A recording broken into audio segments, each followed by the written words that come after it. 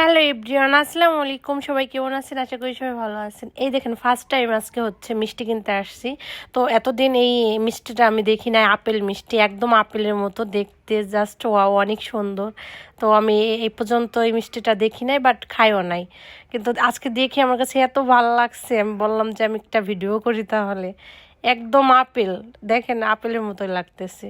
But এখানের মিষ্টি আমার খুবই মজা লাগে। বাগাটের মিষ্টি সব থেকে নাম করা ফরিদপুরের ভিতর। তো এখানের মিষ্টি আমি খাই সব সময়। আমি যখনই আসি এখান থেকে মিষ্টি নিয়ে যাই।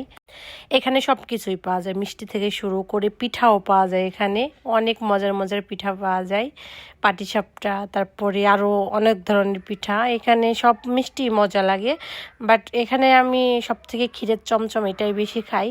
তো এখান থেকে আজকে আমি অনেক মিষ্টি নিছি, 1100 টাকার মিষ্টি নিছি এখান থেকে। তারপরে আপেল মিষ্টিও আনছি, কিন্তু আপেল মিষ্টিটা হচ্ছে ফার্স্ট টাইম খাইলাম, খুবই মজা। আগে কখনো খাইনি। ছানার মিষ্টি এটা, কিন্তু আপেলের মতো ডিজাইন করে রাখছে। তো এখান থেকে আবার একটা দই নিছি, দইটাও খুবই মজা ছিল। দইটা আমার কাছে বেশি ভালো লাগছে, এখানে দইটা অনেক ভালো। তারপরে আমার যা যা কেনাকাটা, এখান থেকে কিছু আইসক্রিম নিছি, সব মিলিয়ে অনেক কিছু কেনাকাটা করছি আজকে। যেহেতু মিষ্টি খাইতে মন চাইছে, এই জন্য অনেক পদের মিষ্টি নিয়ে গেছি একবারে, বাসায় গিয়ে খাবো।